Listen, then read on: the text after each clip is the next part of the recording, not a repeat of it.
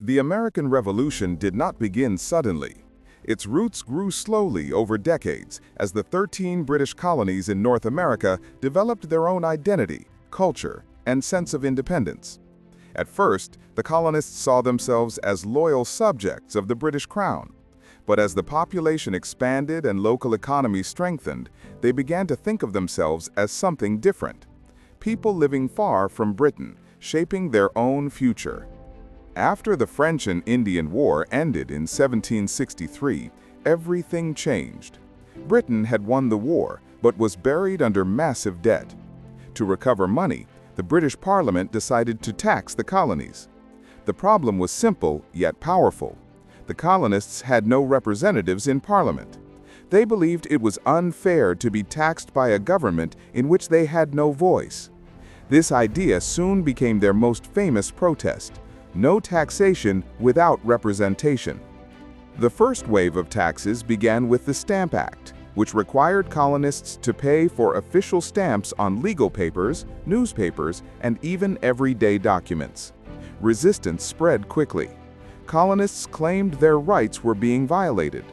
Boycotts began, protests grew louder, and Britain responded with more laws.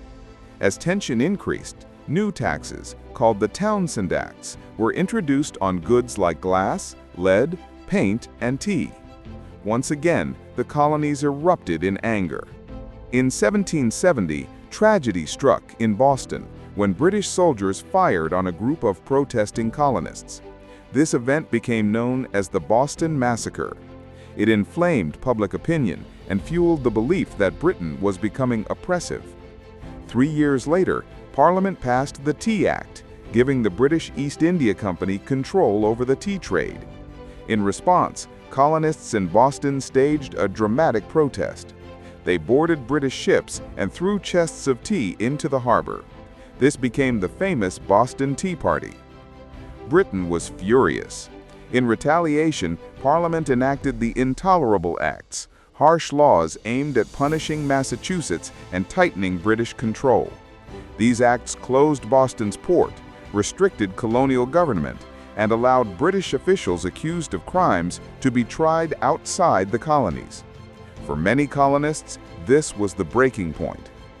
In 1774, colonial leaders met and formed the First Continental Congress. They worked together, united for the first time, and agreed to support each other against British oppression. Militia groups, later called Minutemen, began preparing for possible conflict. They stocked weapons, trained regularly, and waited for what many feared was coming: war. By early 1775, the situation had reached its limit. British commanders in Boston believed the colonists were hiding weapons in the town of Concord.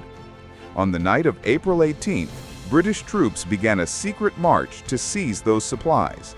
But patriots like Paul Revere rode through the countryside, warning, "The British are coming." Local militias immediately mobilized. The next morning, at dawn, on April 19th, British soldiers met a small group of colonial militia in Lexington.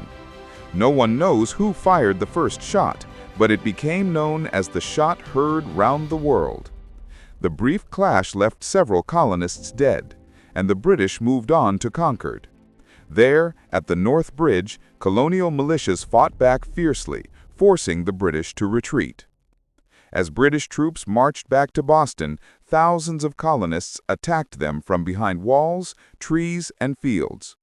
It turned into a long, exhausting retreat under continuous fire.